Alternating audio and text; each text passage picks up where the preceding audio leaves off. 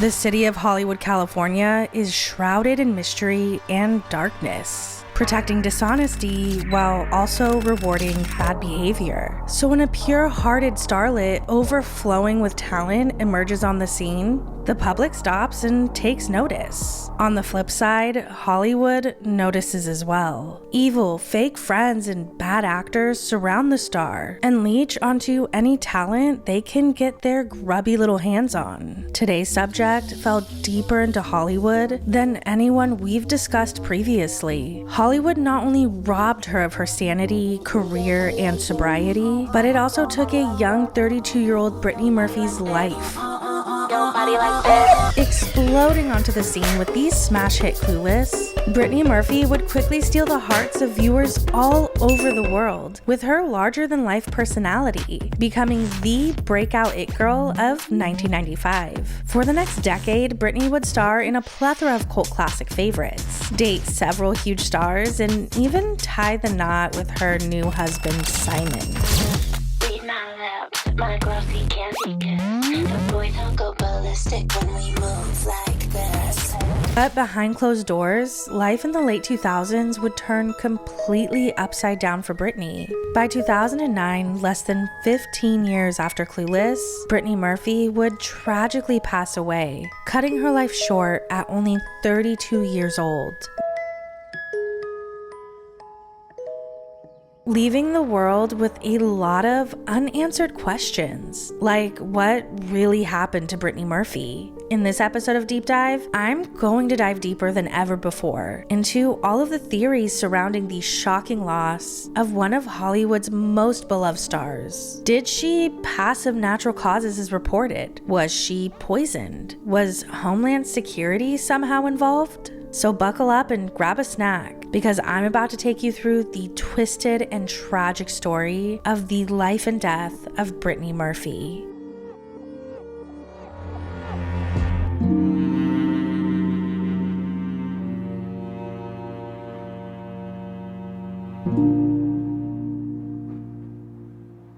Before we dive into the tragic life of Brittany Murphy, the holiday season is here, and if you're like me, you're probably looking for that perfect, unique gift. Thanks to today's sponsor, Fume, you can give the gift of better habits. The flavored air category is quickly becoming the go-to alternative to vaping and smoking. Fume is a flavored air device that is nicotine-free, non-toxic, and completely guilt-free. What really makes Fume special is how customizable it is and all of the delicious flavors. My personal favorite is raspberry lemon. Plus, there are no batteries, no vapor, and nothing to charge. It's easy to use, safe anywhere, and has a weighted, high-quality, sleek design that anyone would love unboxing. Fume's award-winning flavored air is not like vaping. How it works is by drawing flavor to your mouth, which replaces your hand-to-mouth fixation, calming nerves as it's made to be fidgeted with, which makes quitting the bad habit of vaping easier on the brain and on the wallet, since it's only 1/3 of the cost. So this holiday season, give the gift of better habits with Fume.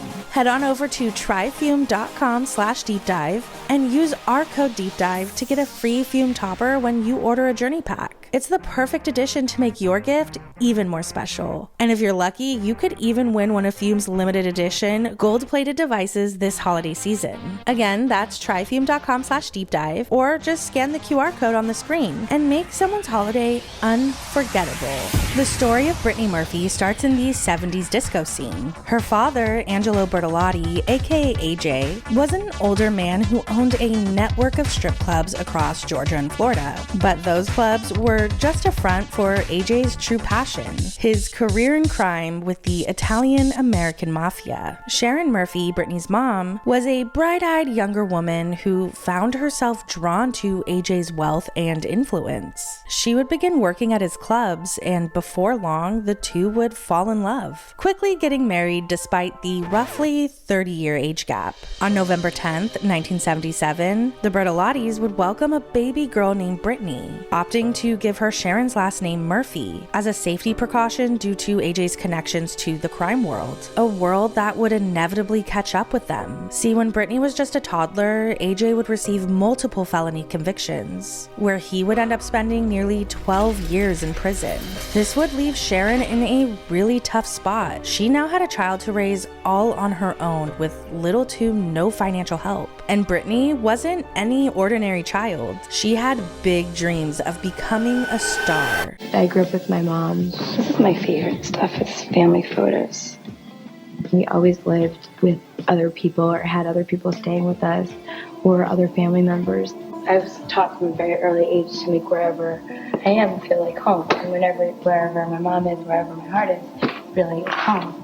I remember sleeping in the bathtub when I was a little girl. I thought it was really just private and nice. At just 9 years old, Brittany began receiving accolades for her performances in regional theater. Fast forward to when she was 13 years old, Brittany would beg her mom to move across the country to Hollywood, California, in pursuit of her dream of becoming a star. So Sharon would quit her job in favor of becoming a stage mom, and would sell everything they own in order to move from Edison, New Jersey to Burbank, California. Almost immediately, Brittany would begin getting cast in national commercial after national commercial. Did you see what Brandon was wearing? Yeah, I helped him put it on.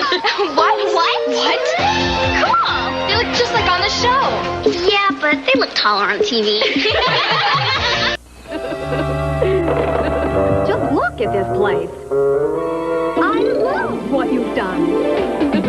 Honey, bunches of oats, one great taste for your whole bunch. At just 14 years old, Brittany would hit the ground running, going on every audition possible, which really paid off, as she would get cast in all these one-off roles on major 90s television shows, such as Kids Incorporated, Blossom, Sister Sister, and Frasier. I can't remember any of my lines, Miss Warren. Look, I'm really nervous. Me too. We're just gonna go out there tonight in front of family and friends and have some fun, okay? But it was in 1995 when Brittany Murphy would get her breakout role. She would audition for the character Ty Frasier in the cult classic movie Clueless. Deep Dive subject Alicia Silverstone was in the casting room during Brittany's audition to ensure that the two had on-screen chemistry. When Brittany walked out of that audition room, Alicia, who was absolutely amazed, looked at the casting directors and said, quote, "You guys, did you see that?" They knew right then and there that they had found their Ty Frasier.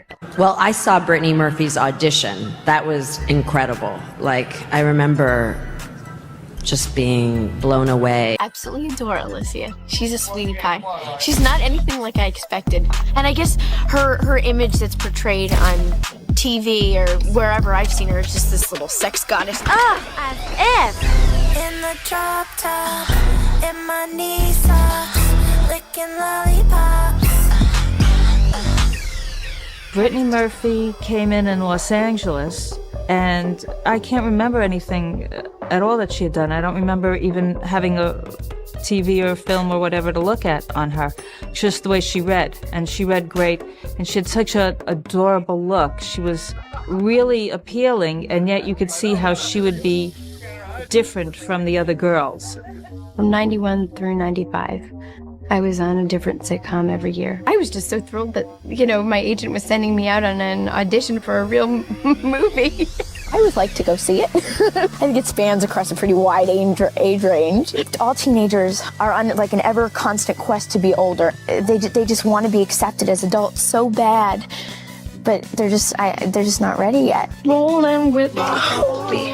Oh, hi. Oh, don't cry. The release of Clueless would shoot Brittany into stardom. Her performance was praised by both the media and critics. After all, she did deliver arguably the most iconic line in the entire movie. Why am I even listening to begin with? You're a virgin who can't drive. Well, actually, when I filmed it, I was a virgin who couldn't drive. Soon after the movie's release, Sharon Murphy would be diagnosed with breast cancer. Brittany's mom was really the only family she had, so she would put her acting career on a momentary pause to take care of her mom. But this would prove to be a major risk to her career, as usually in Hollywood, you need to strike while the iron is hot. Brittany would, however, continue to do an episode here or there for TV shows like Boy Meets World in order to make ends meet. Once Sharon was in remission, Brittany was ready to show the entire world that she was a powerhouse of an actress. In 1997, she made her Broadway debut in A View from the Bridge. For the next 2 years after, she would appear in quite a few TV movies, but it was one film that would catapult her right back to center stage by showing her incredible versatility, and that movie was 1999's Girl Interrupted with Angelina Jolie. The first time I read the script, I was hooked from the inside of the front cover page. That is up, Daisy.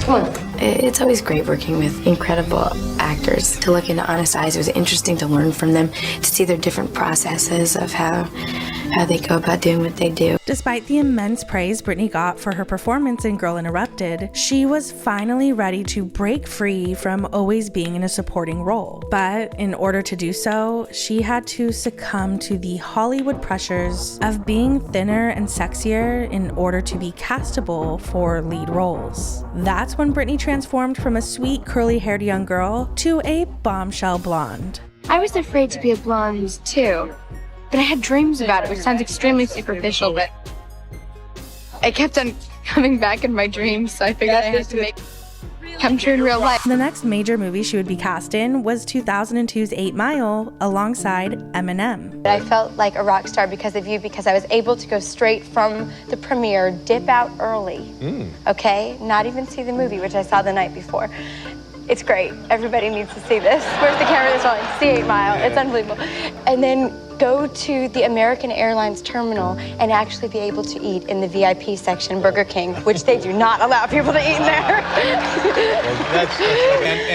What now? Was there romance here? Actual, not big screen romance, but you know what I'm saying? Why, Dave, I'd never kiss and tell. Well, no, but you don't need it. But for example, was there? Did you? Our characters were romantic interests in the film. They were love interests in the film. Oh, I understand that, but I'm talking about. I'm talking about off the silver screen. Yep. Yeah, what? Yep, yeah, sure. Really? yeah, sure. And how did that go? Well, it went. It came and went. 8 Mile marked a complete shift in Brittany's career. While it was still a supporting role, instead of being in a comical sidekick position, she was the love interest. And Hollywood took note, especially with how critically acclaimed her performance was. The very next year, 2003, was the year of Brittany Murphy. She was getting cast in lead role after lead role, cementing herself as an early 2000s icon. From co-starring in Just Married with Ashton Kutcher, to Uptown Girls with Dakota Fanning, to my personal favorite, Little Black Book. Please welcome the stars of the upcoming movie Uptown Girls, Dakota Fanning and Brittany Murphy.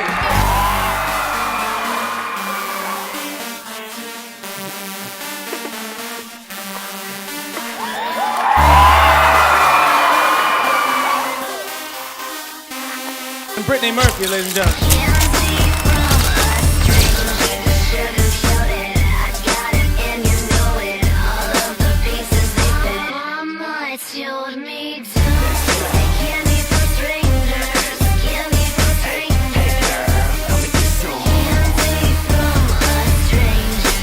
Brittany would even begin a romance with her Just Married co-star Ashton Kutcher. This was her first high-profile public relationship, which thrust her even further into the limelight. All of a sudden, she was being hounded by the paparazzi. To me, I think what makes it work is, I know... Is that you're so freaking hot? No, is being able to do scenes with him and being in it with him. I mean, to be so with an freaking extraordinary hot. actor... Stop it now. Silly goose. In just one short year, Brittany's life had completely changed. Not just from this new level of fame that she'd never experienced before, but also financially. She was able to move herself and her mom out of their small Los Angeles bungalow into a gated Hollywood Hills mansion. Yo. My house, y'all. Welcome to MTV Cribs. come inside. We were standing and looking at it last night and couldn't believe that we actually live here. It's like living on top of the world up here. It's kind of unbelievable. And here we get to spy on all the Richie Poo neighbors. Like, this is my bedroom. I can't believe I have a bedroom like this. Okay, these are new sheets. These are like rich people sheets. No boots on the bed, bad luck.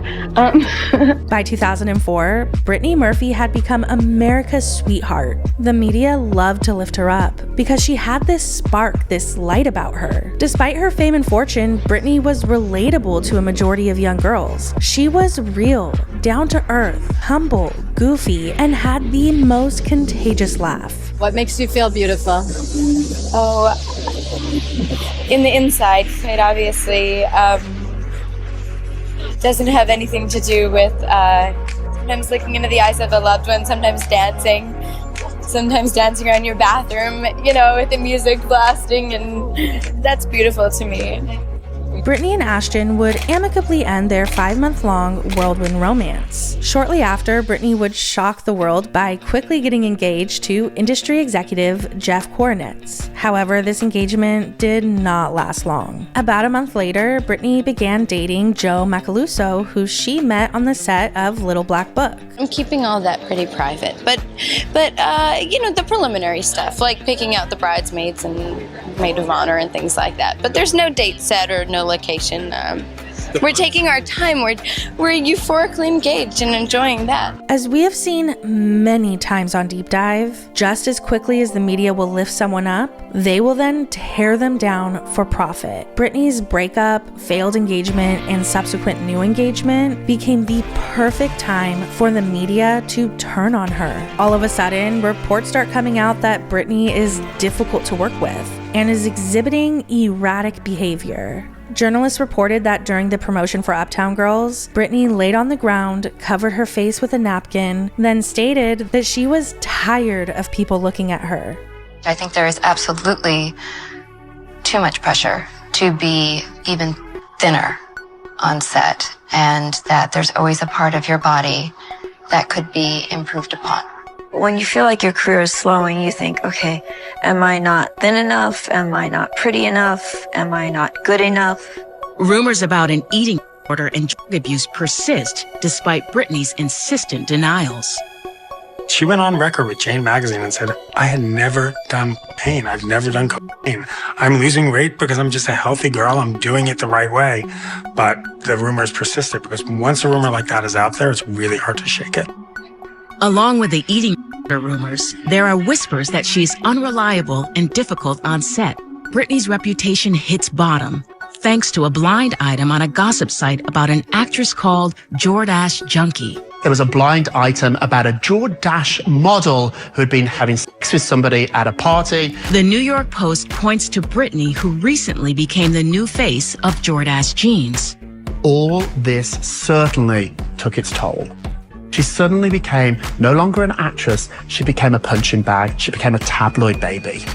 Brittany denies the allegations, and the New York Post issues a retraction.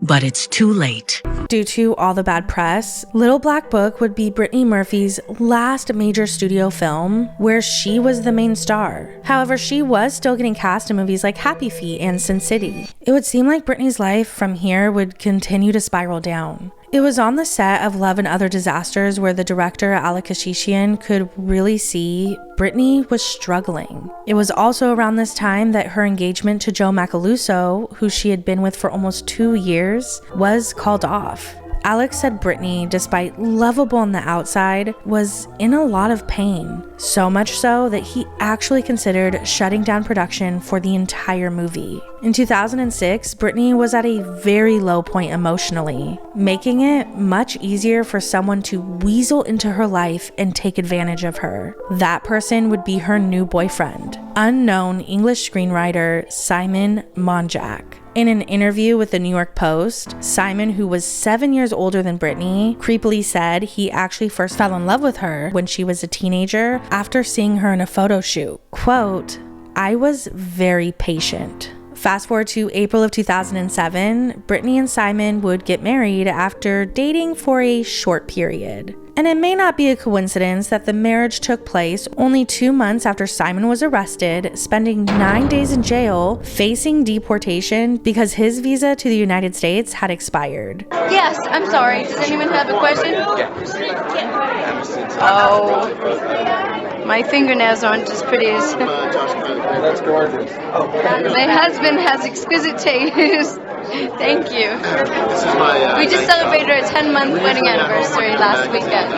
It's exciting. I love being married. After getting married, Simon would take total control over Brittany's life. He had convinced her that he was the one who was going to get her career back on track. Not only did Simon fire her entire team, he isolated her from her friends and allegedly took her cell phone so that the only way to get to her was through him.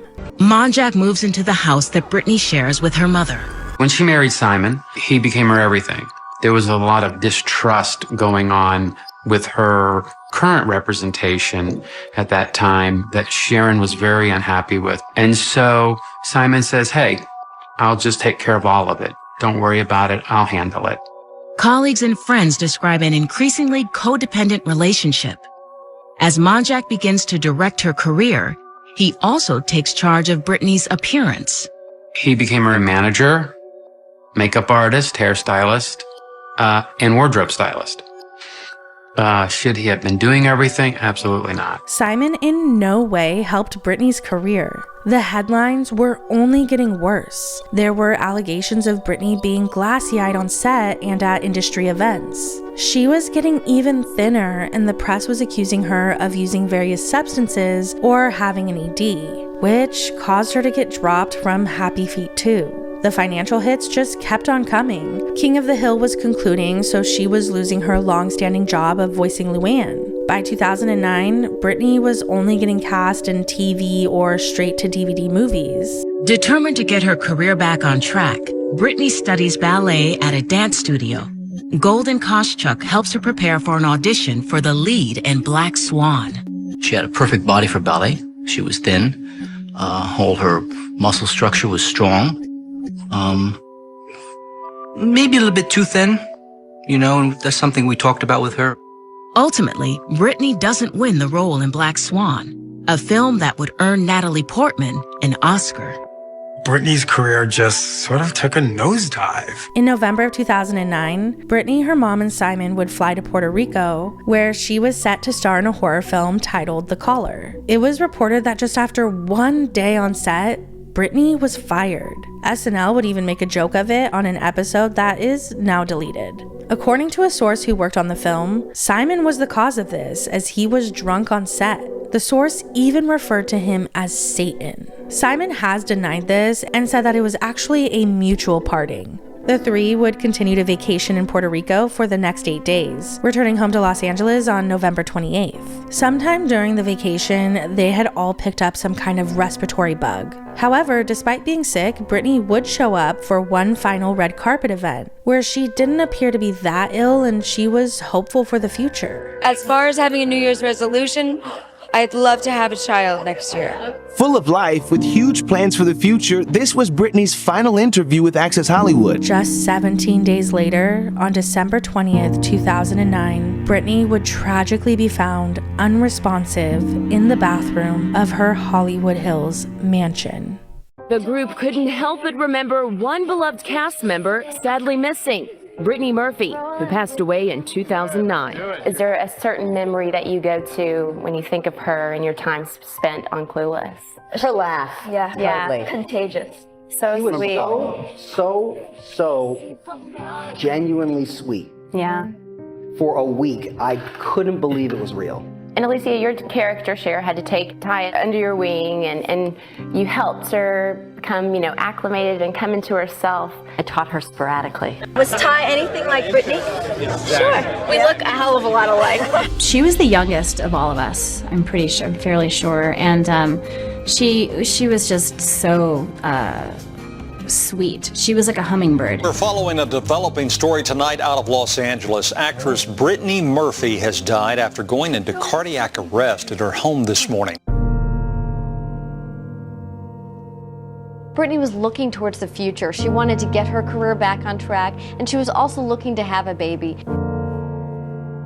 Hollywood is mourning the loss of Brittany Murphy this morning. The 32-year-old actress died on Sunday from what officials say appear to be natural causes. The actress, just 32, was found in full cardiac arrest and transported to Cedars-Sinai Medical Center. The official cause of death may not be known for weeks. Brittany Murphy was just 32 years old. He reacted to her death on his Twitter page, saying the world lost a little piece of sunshine. Murphy's family called her death a terrible tragedy.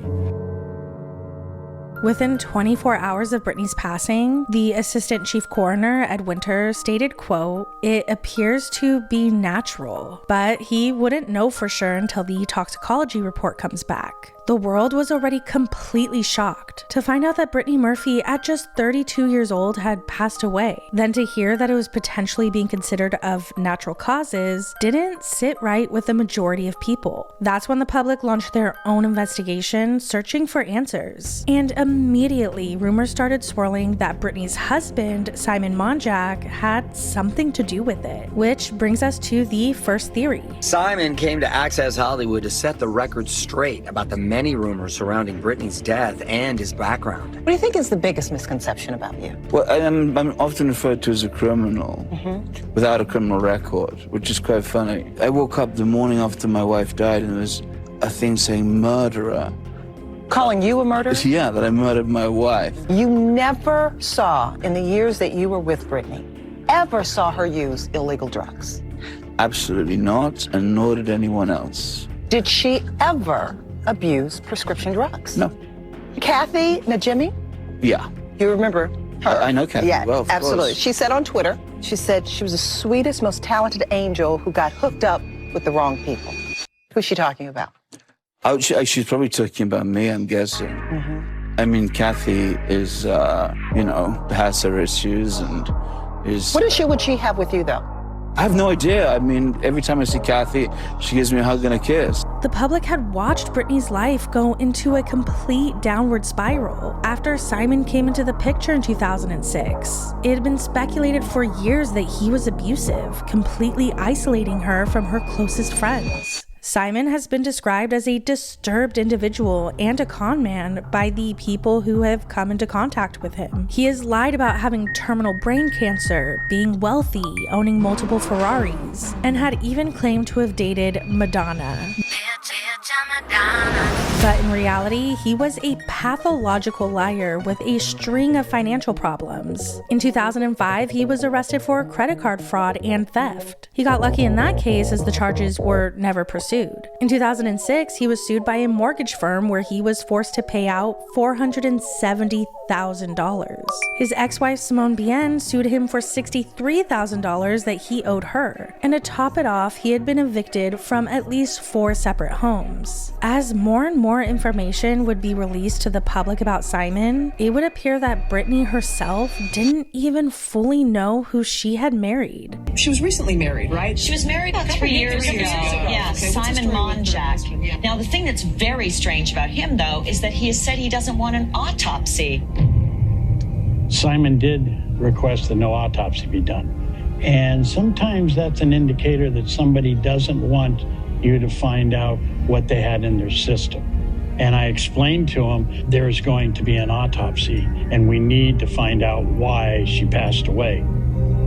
It was very suspicious that Simon Monjack did not want an autopsy done. As a husband, you would think he would want to know the reason as to why his wife suddenly passed. Now, after facing scrutiny in the media over this, he did change his tune, saying at first he couldn't bear the idea of Brittany's pristine body, curvy in all the right places, with skin like silk being cut open, and that it would completely break her mother. He then said, quote, "Her mom, myself, and her family want to know why we lost our baby." The way he worded this was odd. It sounded like Brittany was his daughter, not his wife. This is when the public started to notice the bizarre relationship between Sharon Murphy and Simon. They appeared to heavily lean on one another and would even do interviews together, appearing as a united front. At your home, they found a lot of prescription medication. You're saying she was not using any of those medications? I'm saying that she used ibuprofen for her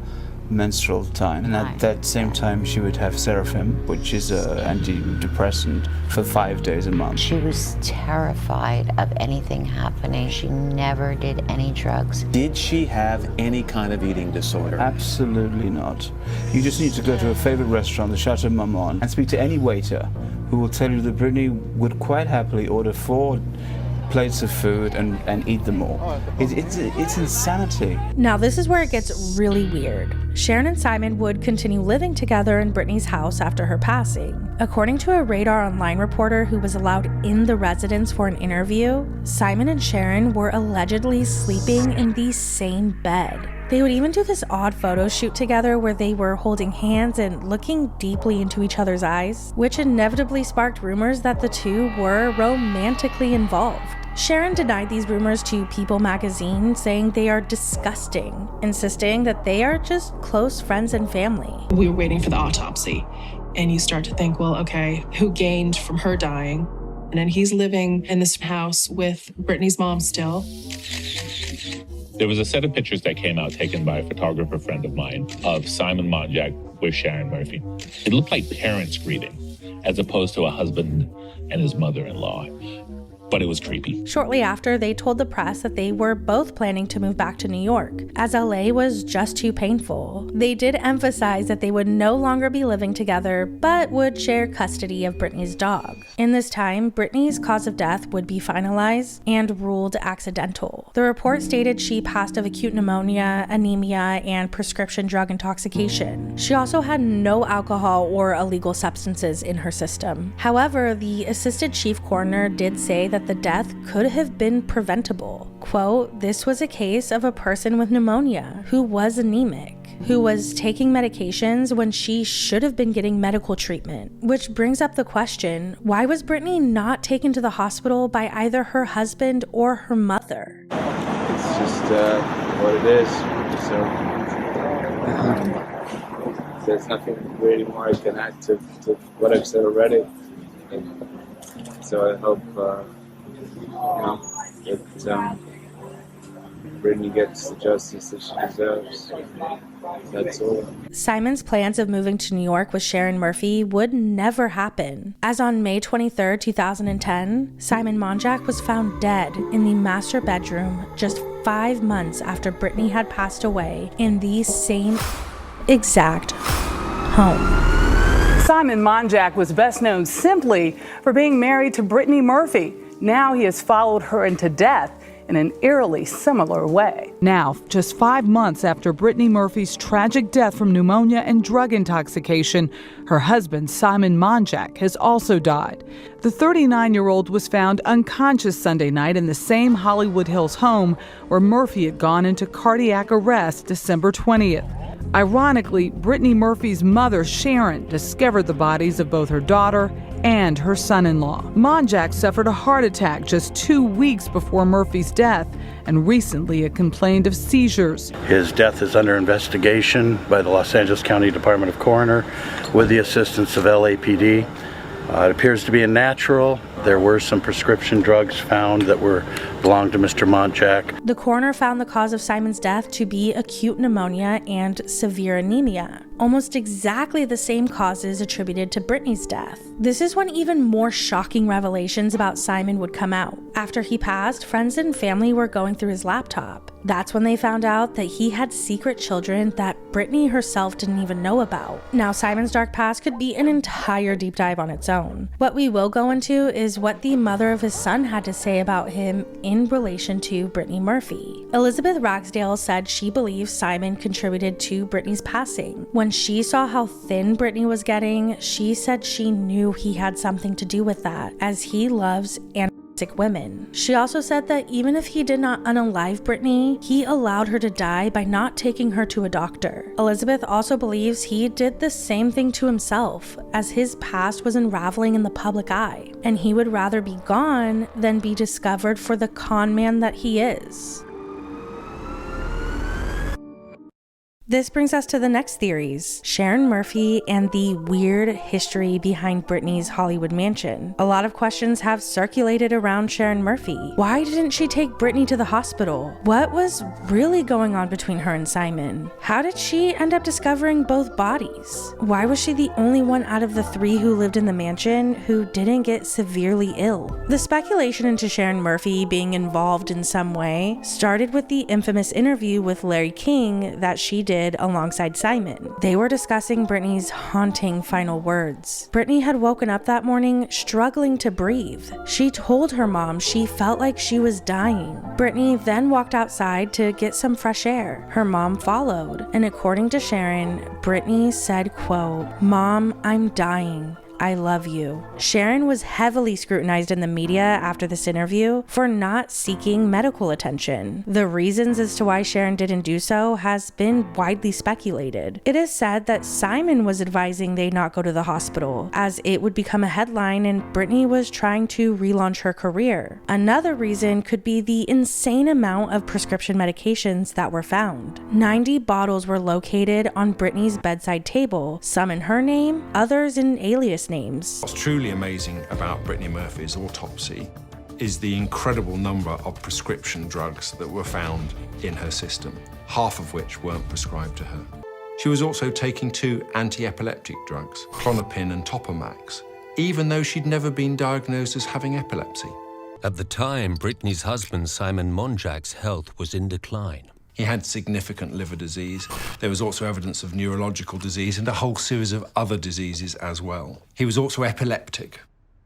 And for all these diseases, he was taking various drugs. So he too was taking numerous drugs of different types, many of them prescribed to him, some of them prescribed to other people. I became involved in Brittany's life by first starting to fill medications for her mother, Sharon Murphy, around 2007. And then she had asked if we could then fill prescriptions for her daughter.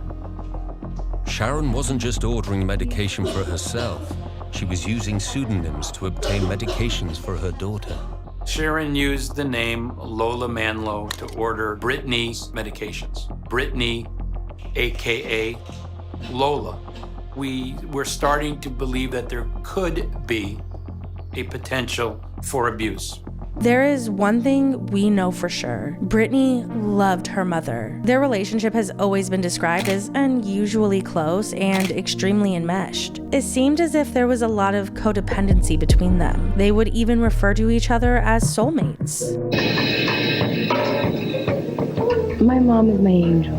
I feel like we both grew up together. It's been my mom and I against the entire world, always. We're a duo. We're a team. Wherever we go together.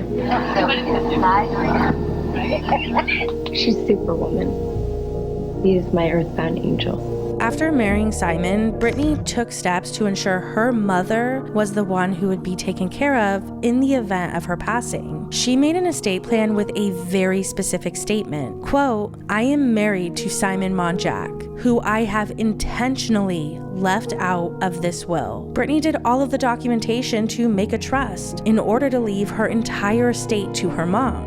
There was just one major problem. She never fully funded the trust. Brittany's trust had never been put on her bank accounts or her pension, which means when she passed, those assets went to Simon. According to Brittany's former business manager, Jeffrey Morganroth, Simon began draining Brittany's cash reserves, pulling out hundreds of thousands of dollars at a time. Before his own passing, Simon managed to drain 80% of the money. Sharon was not the one who was largely financially benefiting following the passing of her daughter. In fact, People magazine reported that she was facing financial uncertainty, having to call friends to loan her money. Now, there was one asset left for Sharon, which was the Hollywood mansion. According to People magazine, there was a dispute over who owned the mansion after Simon's passing. Allegedly, Linda Monjack, Simon's mom, ordered Sharon to leave the home. A witness said Linda started acting like everything belonged to her, and before Sharon could even get a word in, Linda stated the house was now hers. Whatever happened between the two after this is unknown. What we do know is that Sharon was able to get a hold of the mansion.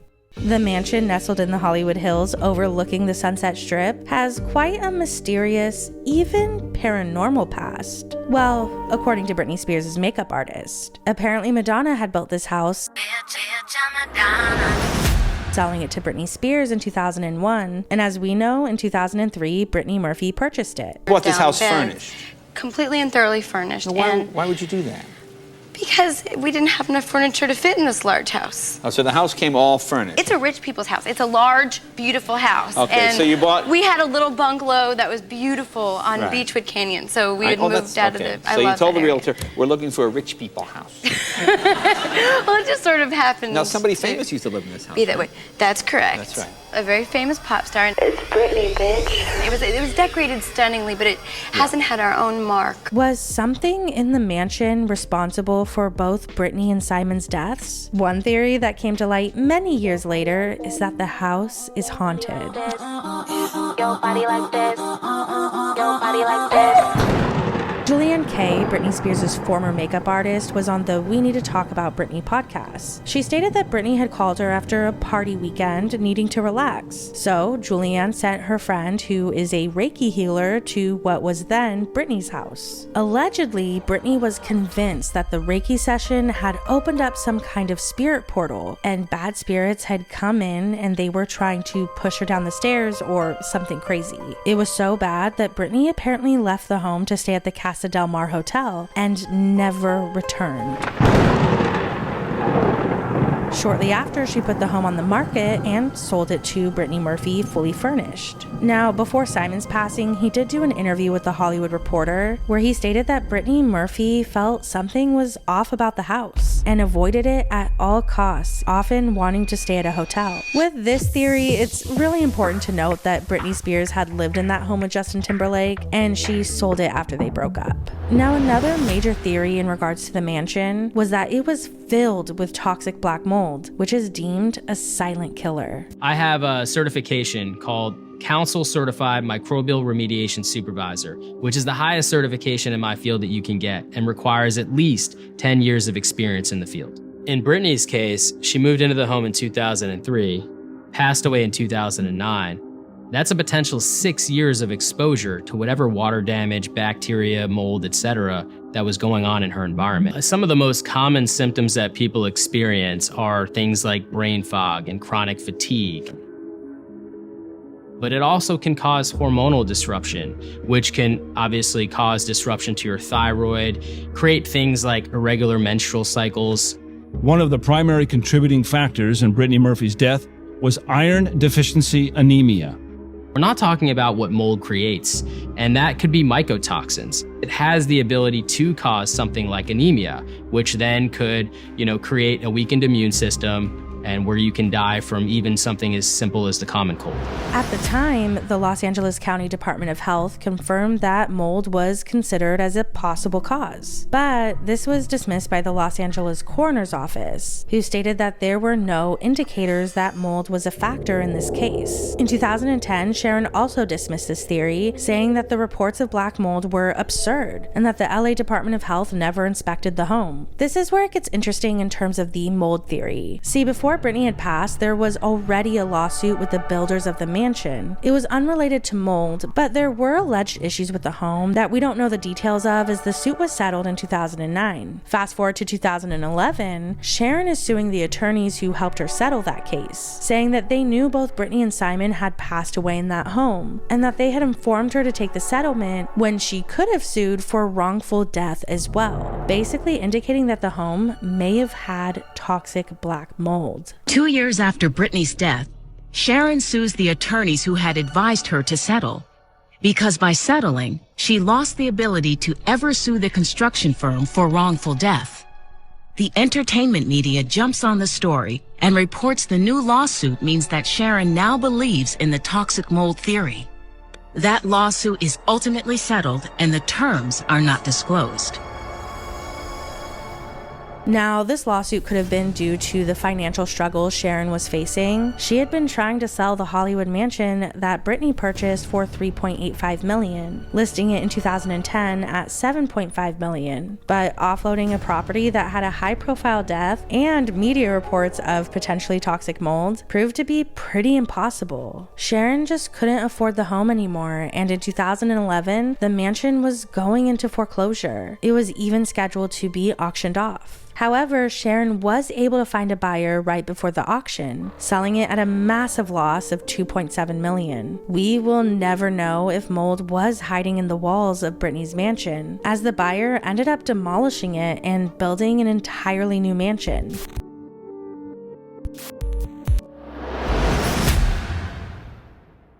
We're now at the last major theory, the whistleblower theory, which started circulating with the release of a documentary titled Top Priority: The Terror Within. Julia Davis is the filmmaker of this documentary that dives into how she was a victim of retaliation from the Department of Homeland Security after blowing the whistle on a national security breach. Julia sued the Department of Homeland Security and ended up getting a hefty sum in a settlement deal. Now, you're probably wondering, what does all of this have to do with Brittany Murphy? Well, Julia claims they were friends, such good friends that Brittany was going to be a witness in her lawsuit. Julia alleges that her friends and family were subjected to land and aerial surveillance, as well as internet monitoring and wiretaps. According to Julia, Brittany, being her friend, was a victim of these retaliatory behaviors and was set to testify on her behalf, which would have brought a lot of media attention and eyes to her case due to Brittany's celebrity status. In a nutshell, what she's alluding to is that in order to stop this testimony from happening, both Brittany and Simon were poisoned. What also helped to fuel this theory was how locked down Brittany's mansion was security-wise. Simon was very paranoid and believed they were being watched, so he had installed 56 cameras, a system to scramble phone calls, and fingerprint entry into a security room. He said this was all for Brittany's safety. Welcome you to my house. Put your thumb here. And then here is where the money's made. This is the camera system.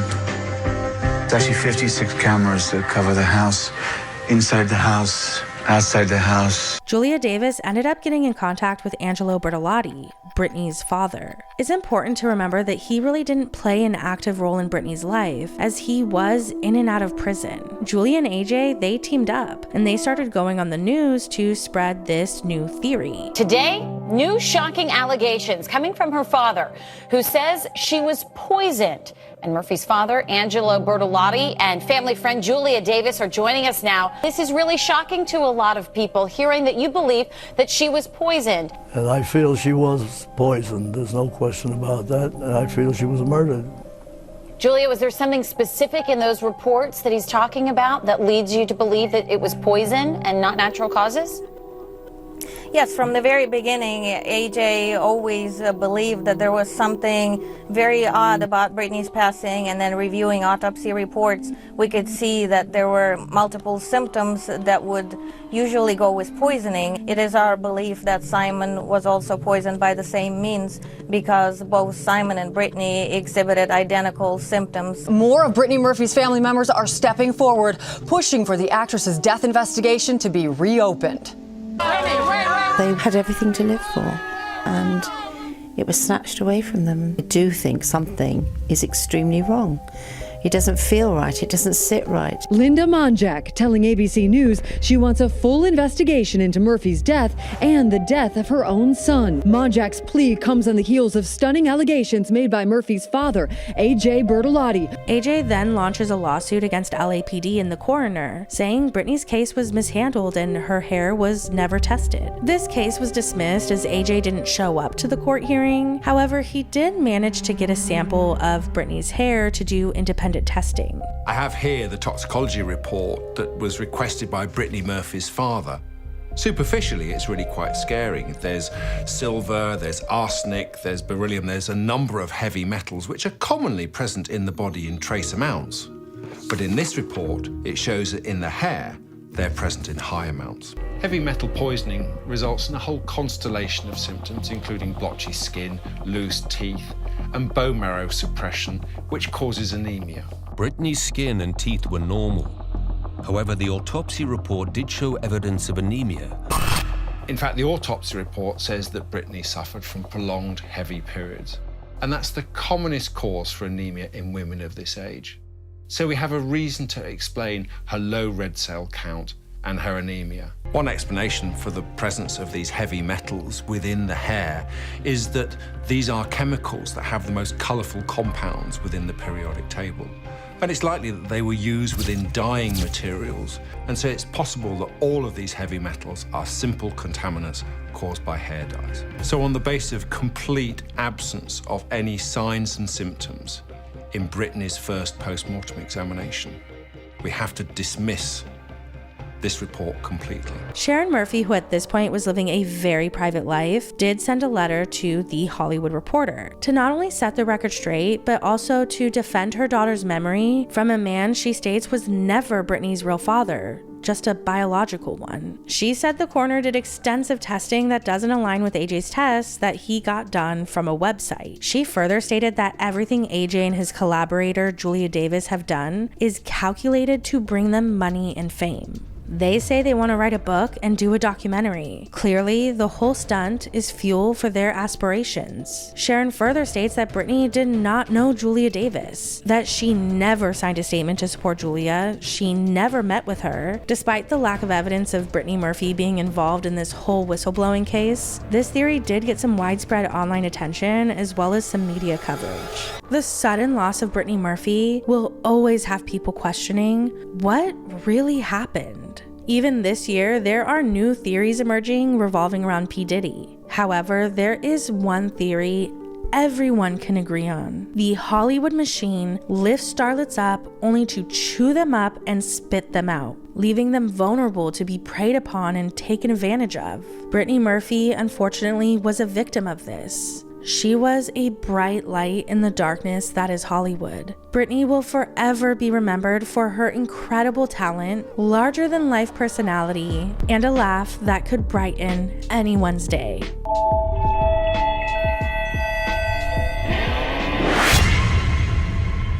Ready?